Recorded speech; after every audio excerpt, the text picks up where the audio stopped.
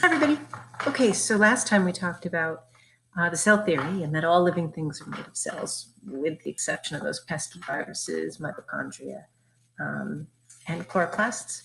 And today we're going to talk about the different parts of the cells. Remember that atoms make up molecules, which make up cells, which make up tissues, which make up organs, which make up organ systems, which make up organisms. Well, we're going to talk about the organelles to cells connection. So we've talked about atoms, carbon, hydrogen, oxygen, nitrogen, making up proteins and carbohydrates and lipids.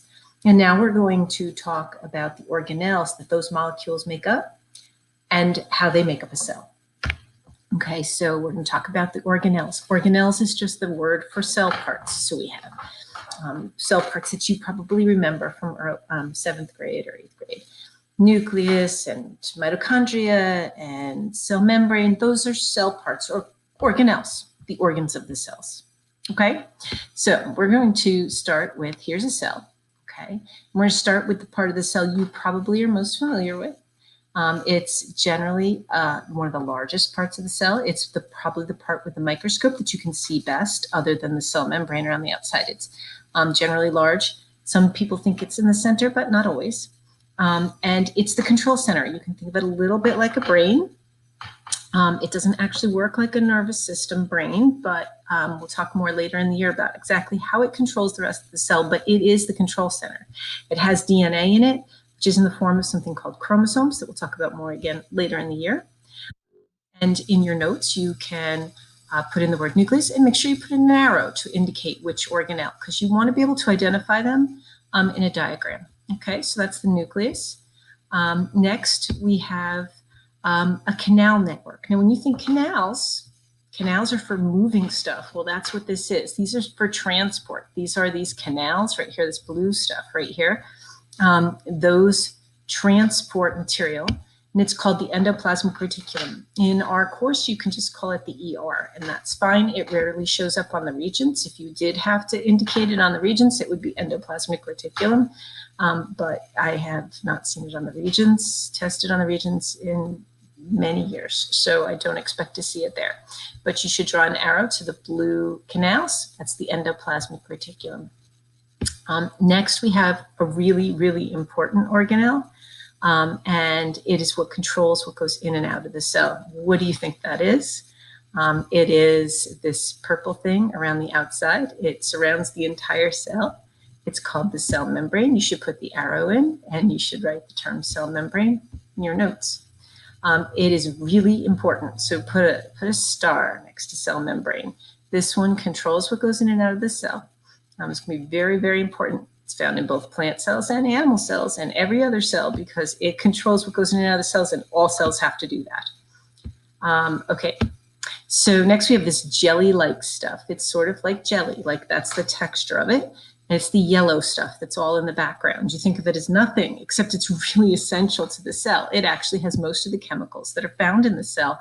And it also goes around in a circle. So not only does it have most of the chemicals and therefore do most of the chemical reactions, it has, it's basically the circulatory system of the cell. It goes around. So if a sugar comes in where this arrow is and needs to get to this organelle for respiration to break down, to get energy, it has to move. And it does that by getting into the cycle. It's called cyclosis. And the cytoplasm is just going around and around and around and brings stuff all around the cell. Okay, so let's see, what do we have next? This one, put a big star next to this one. This one's really, really important. We have a whole chapter just on this one organelle and what it does.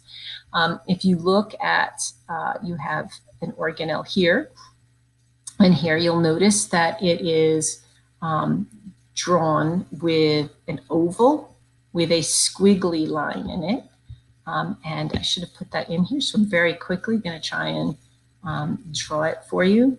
So if we have, it'll always be drawn as an oval, and it's going to have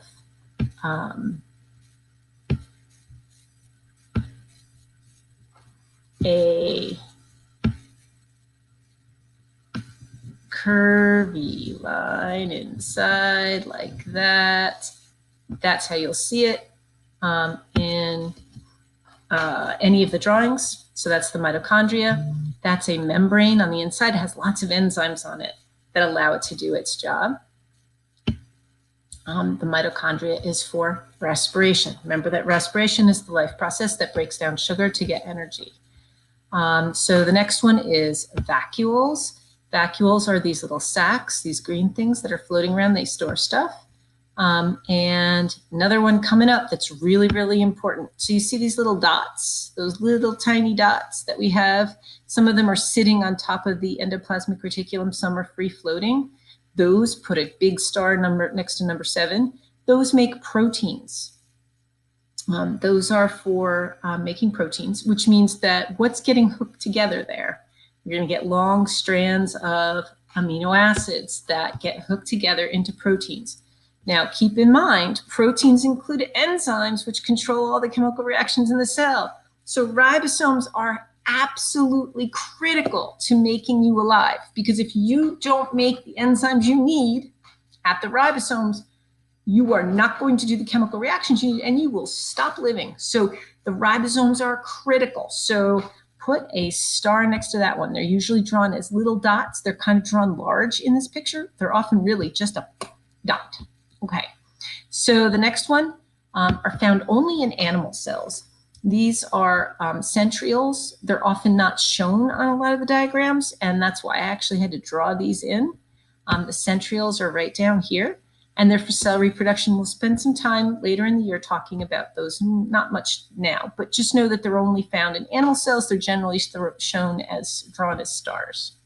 Okay, those organelles are all found in both plants and animals except for the centrioles. Okay, so your nucleus and your cell membrane and your cytoplasm, endoplasmic reticulum and mitochondria, ribosomes, those are both animals and plants. Centrioles found only in animal cells. And now we have some that are found only in plant cells.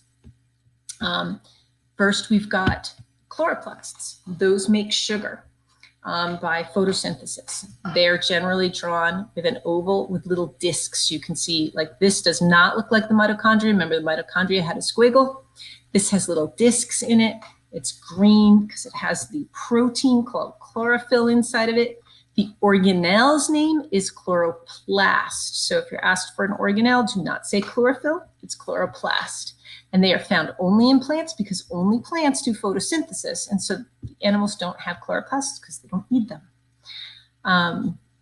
We also have only in plant cells this outer structure. That's called the cell wall. Now I want you to be really, really careful. If you take a look on the inside of the cell wall is another little line, that little kind of brownish line on the inside. That is the cell membrane. Now, it's really important to keep this clear. Plant cells have cell walls around the outside. Animal cells have cell membranes around the outside. So plant cells have cell walls, animal cells have cell membranes, but this is the part that gets kind of misleading. Plant cells also have cell membranes. They both have cell membranes, and then plant cells have a cell wall around that. Why do they both have cell membranes? Because the cell wall does not control what goes in and out. You could think of it as this big loose thing and it lets anything through, okay? The cell wall does not keep anything out. You have to have, if you are a plant, you have to have another layer underneath the cell wall, the cell membrane, to control what goes in and out of the cell. All right, so in plants and animals, what do we've got? Cell walls found only in plants. Animal cells do not have cell walls around them giving them shape. How about a vacuole? Well, they both have vacuoles, but the plant has really big vacuoles. If we look back here, you see that big giant thing right there? That's a giant vacuole that gives, it pushes out against the cell and gives it shape. So the plants have very large vacuoles as well as some small ones, and the animals only have small vacuoles. Chloroplasts, who's got that? Plant cells, right? Animal cells don't do photosynthesis, so they don't have them. And then finally, centrioles are only found in animal cells. And rundown on the most important organelles. Again, I want to reiterate for you which ones are most important. So put a star next to nucleus. That one's important. You absolutely need to know that one. Put a star next to cell membrane. Found both in plants and animals. You absolutely need to know that one. Mitochondria, put a star next to that one. The breakdown of sugar to get energy by respiration, you must know that's in the mitochondria, and you must know that it's shaped like that. Okay, and put a star next to ribosomes. Making of proteins by dehydration synthesis at the ribosomes, the little dots, absolutely important, found both in plants and animals. Both plants and animals have to make proteins. And you should put a star next to chloroplasts. Chloroplasts, absolutely critical. Allows plants to trap sunlight energy to make sugar by photosynthesis. And that is the quick rundown on all the organelles, the cell parts in cells.